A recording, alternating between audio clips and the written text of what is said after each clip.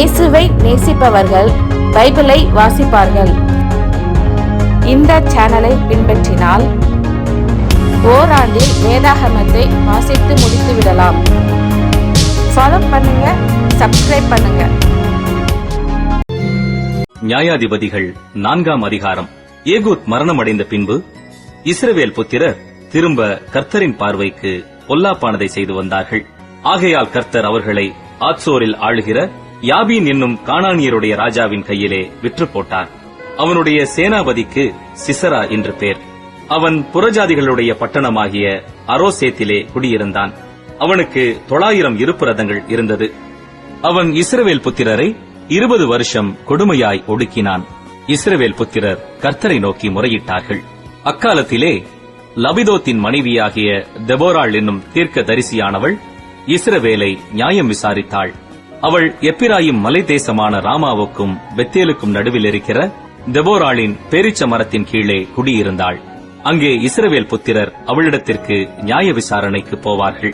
அவள் நப்தலியில் உள்ள கேதேசில் இருக்கிற அபினோகாமின் குமாரன் பாராக்கை வரவழைத்து, நீ நப்தலி புத்திரரிலும் செபுலோன் புத்திரரிலும் 10,000 பேரை கூட்டிக் கொண்டு தாபோர் மலைக்கு போகக் கடவாய் என்றும், நான் யாபீனின் சேனாபதியாகிய சிசராவையும் அவன் ரதங்களையும் அவன் சேனையையும் கீசோன் பள்ளத்தாக்கிலே உன்னிடத்திற்கு வர இழுத்து அவனை உன் கையில் ஒப்புக் கொடுப்பேன் என்றும் இஸ்ரவேலின் தேவனாகிய கர்த்தர் உனக்கு கட்டளையிடவில்லையா என்றாள். அதற்கு பாராக், நீ என்னோடே கூட வந்தால் போவேன், என்னோடே கூட வராவிட்டால் நான் போக மாட்டேன் என்றான். அதற்கு அவள், நான் உன்னோடே கூட நிச்சயமாய் வருவேன்.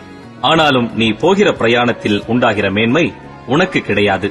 கர்த்தர் சிசராவை ஒரு ஸ்திரியின் கையில் ஒப்புக் கொடுப்பார் என்று சொல்லி தெபோராள் எழும்பி பாராக்கோடே கூட கேதேசுக்கு போனாள். அப்பொழுது பாராக் செபுலோன் மனுஷரையும் நப்தலி மனுஷரையும் கேதேசுக்கு வரவழைத்து தன்னை பின் செல்லும் 10,000 பேரோடே போனான். தெபோராளும் அவனோடே கூட போனாள். கேனியனான ஏபேர் என்பவன் மோசேயின் மாமனாகிய ஒபாவின் புத்திரராயிருக்கிற கேனியரை விட்டு பிரிந்து கேதேசின் கிட்ட இருக்கிற சானாயும் என்னும் கர்வாலி மரங்கள் அருகே தன் கூடாரத்தை போட்டிருந்தான். அபினோகாமின் குமாரன் பாராக் தாபோர் மலையில் ஏறிப்போனான் என்று சிசராவுக்கு அறிவிக்கப்பட்டபோது, சிசரா 900 இருப்பு ரதங்களாகிய தன்னுடைய எல்லா ரதங்களையும் தன்னோடிருக்கும் எல்லா ஜனங்களையும் புறஜாதிகளின் பட்டணமாகிய அரோசேத்திலிருந்து கீசோன் பள்ளத்தாக்கிலே வரவழைத்தான். அப்பொழுது தெபோராள் பாராக்கை நோக்கி, எழுந்து போ, கர்த்தர் சிசராவை உன் கையில் ஒப்புக் கொடுக்கும் நாள் இதுவே. கர்த்தர் உனக்கு முன்பாக புறப்படவில்லையா என்றாள். அப்பொழுது பாராக்கும் அவன் பின்னாலே 10,000 பேரும் தாபோர் மலையிலிருந்து இறங்கினார்கள்.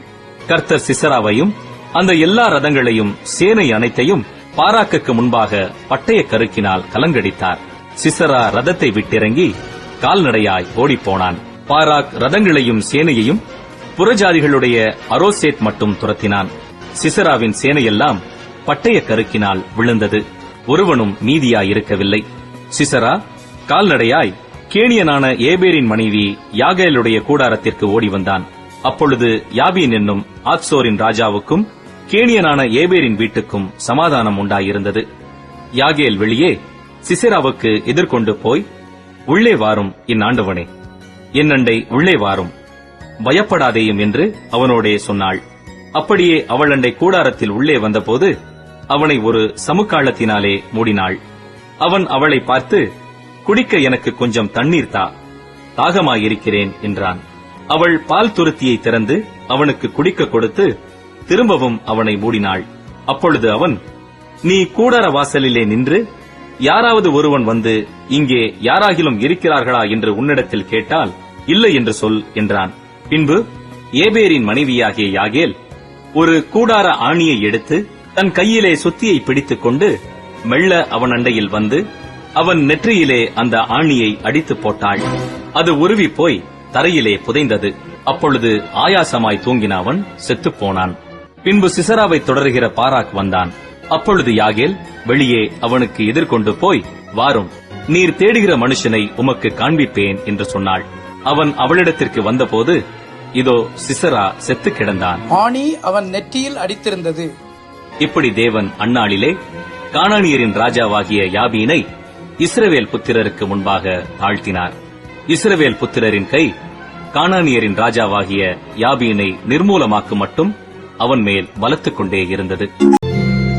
நியாயாதிபதிகள் 5ஆம் அதிகாரம். அந்நாளிலே தெபோராளும் அபினோகாமின் குமாரன் பாராக்கும் பாடினதாவது: கர்த்தர் இஸ்ரவேலுக்காக நீதியை சரிக்கட்டினது நிமித்தமும் ஜனங்கள் மனப்பூர்வமாய் தங்களை ஒப்புக் கொடுத்தது நிமித்தமும் அவரை ஸ்தோத்திரியுங்கள். ராஜாக்களே கேளுங்கள், அதிபதிகளே செவி கொடுங்கள். நான் கர்த்தரை பாடி இஸ்ரவேலின் தேவனாகிய கர்த்தரை கீர்த்தனம் பண்ணுவேன். கர்த்தாவே, நீர் சேயீரிலிருந்து புறப்பட்டு ஏதோமின் வெளியிலிருந்து நடந்து வருகையில் பூமி அதிர்ந்தது, வானம் சொரிந்தது, மேகங்களும் தண்ணீராய் பொழிந்தது. கர்த்தருக்கு முன்பாக பர்வதங்கள் கரைந்தது. இஸ்ரவேலின் தேவனாகிய கர்த்தருக்கு முன்பாக சீனாயும் கரைந்தது. ஆனாத்தின் குமாரனாகிய சம்காரின் நாட்களிலும் யாகேலின் நாட்களிலும் பெரும் பாதைகள் பாழாய் கிடந்தது. வழி நடக்கிறவர்கள் பக்க வழியாய் நடந்தார்கள். தெபோராளாகிய நான் எழும்பும் அளவும் இஸ்ரவேலிலே நான் தாயாக எழும்பும் அளவும் கிராமங்கள் பாழாய் போயின. இஸ்ரவேலின் கிராமங்கள் பாழாய் போயின. நூதன தேவர்களை தெரிந்து கொண்டார்கள். அப்பொழுது யுத்தம் வாசல் வரையும் வந்தது. இஸ்ரவேலிலே 40,000 பேருக்குள்ளே கேடகமும் ஈட்டியும் காணப்பட்டதுண்டோ? ஜனங்களுக்குள்ளே தங்களை மனப்பூர்வமாய் ஒப்புக் கொடுத்த இஸ்ரவேலின் அதிபதிகளை என் இருதயம் நாடுகிறது. கர்த்தரை ஸ்தோத்திரியுங்கள். வெள்ளை கழுதைகளின் மேல் ஏறுகிறவர்களே, நியாயஸ்தலத்தில் வீற்றிருக்கிறவர்களே, வழியில் நடக்கிறவர்களே, இதை பிரஸ்தாபியுங்கள். தண்ணீர் மொண்டு கொள்ளும் இடங்களில் வில் வீரரின் இரைச்சலுக்கு நீங்கினவர்கள் அங்கே கர்த்தரின் நீதி நியாயங்களையும் அவர் இஸ்ரவேலில் உள்ள தமது கிராமங்களுக்கு செய்த நீதி நியாயங்களையுமே பிரஸ்தாபப்படுத்துவார்கள். அது முதல் கர்த்தரின் ஜனங்கள் ஒலிமுக வாசல்களிலே போய் இறங்குவார்கள். விழி விழி தெபோராளே, விழி விழி, பாட்டுப்பாடு. பாராக்கே எழும்பு. அபினோகாமின் குமாரனே, உன்னை சிறையாக்கினவர்களை சிறையாக்கிக் கொண்டு போ. மீதியாயிருந்தவர்கள் ஜனத்தின் பிரபுக்களை ஆளும்படி செய்தார். கர்த்தர் எனக்கு பராக்கிரமசாலிகளின் மேல் ஆளுகை தந்தார். அமலேக்குக்கு விரோதமாக இவர்களுடைய வேர் எப்ராயிமிலிருந்து தொழிர்த்தது. உன் ஜனங்களுக்குள்ளே பென்யமீன் மனுஷர் உனக்கு பின் சென்றார்கள். மாகீரிலிருந்து அதிபதிகளும் செபுலோனிலிருந்து எழுதுகோலை பிடிக்கிறவர்களும் இறங்கி வந்தார்கள். இசக்காரின் பிரபுக்களும் தெபோராளோடே இருந்தார்கள். பாராக்கை போல இசக்கார் மனுஷரும் பள்ளத்தாக்கில் கால்நடையாய் அனுப்பப்பட்டு போனார்கள். ரூபனின் பிரிவினைகளால் உண்டான இருதயத்தின் நினைவுகள் மிகுதி. மந்தைகளின் சத்தத்தை கேட்க நீ தொழுவங்களின் நடுவே இருந்து விட்டதென்ன? ரூபனின் பிரிவினைகளால் மனோவிசாரங்கள் மிகுதி.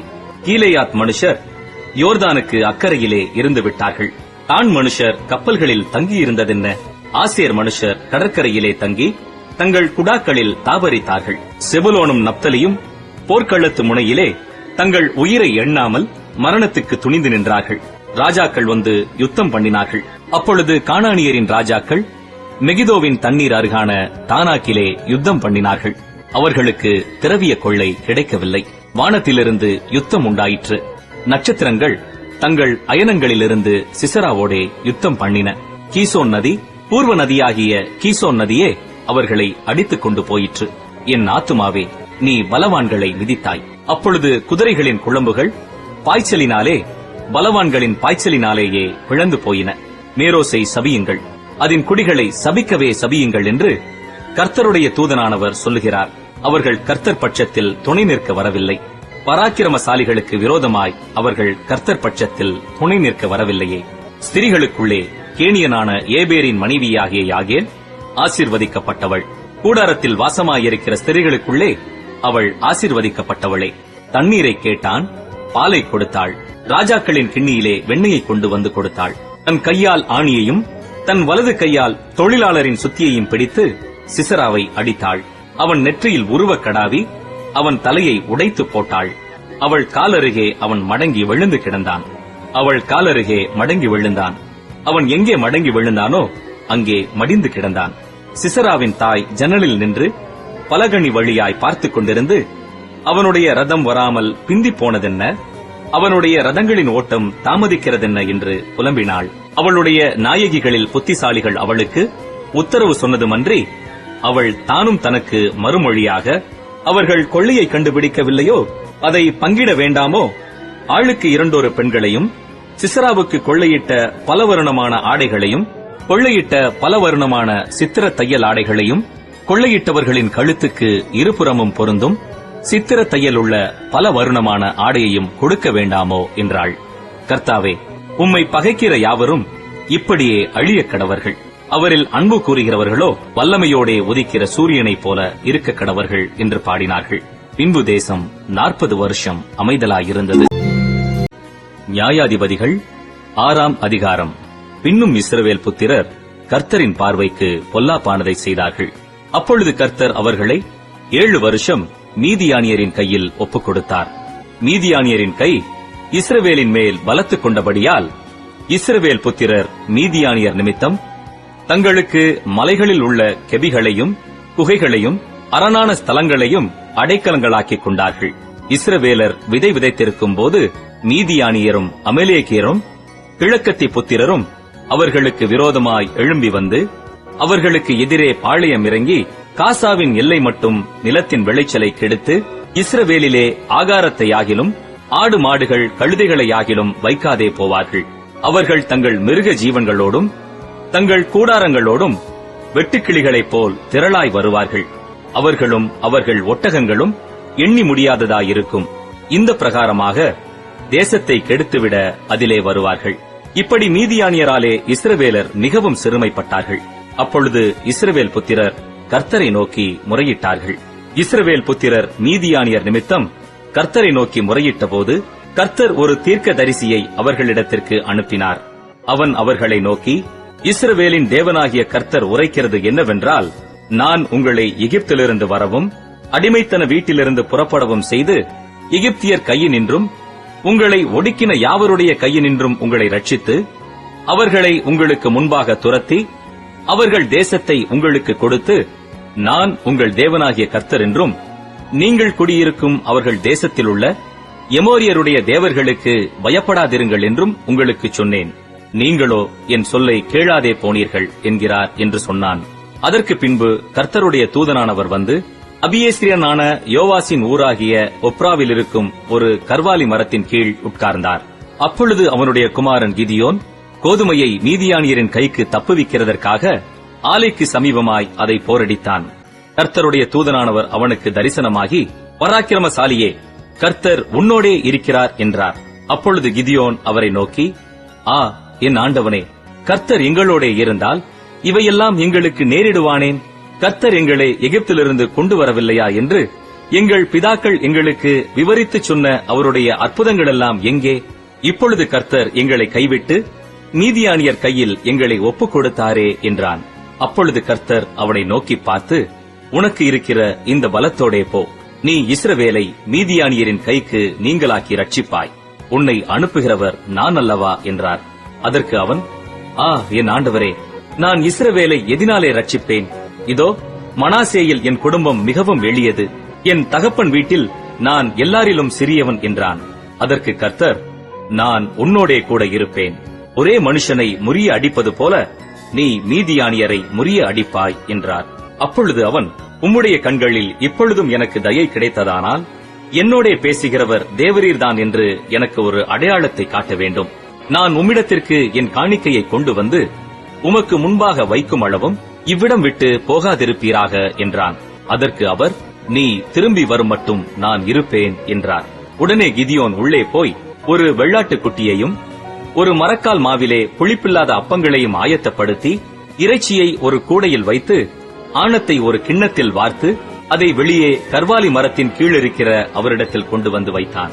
அப்பொழுது தேவனுடைய தூதனானவர் அவனை நோக்கி, நீ இறைச்சியையும் புளிப்பில்லாத அப்பங்களையும் எடுத்து இந்த கற்பாறையின் மேல் வைத்து ஆணத்தை ஊற்று என்றார்.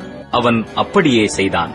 அப்பொழுது கர்த்தருடைய தூதன் தமது கையில் இருந்த கோலின் நுனியை நீட்டி இறைச்சியையும் புளிப்பில்லாத அப்பங்களையும் தொட்டார். அப்பொழுது அக்கினி கற்பாறையிலிருந்து எழும்பி இறைச்சியையும் புளிப்பில்லாத அப்பங்களையும் பட்சித்தது. கர்த்தரின் தூதனோவென்றால் அவன் கண்களுக்கு மறைந்து போனார். அப்பொழுது கிதியோன், அவர் கர்த்தருடைய தூதன் என்று கண்டு, ஐயோ கர்த்தரான ஆண்டவரே, நான் கர்த்தருடைய தூதனை முகமுகமாய் கண்டேனே என்றான்.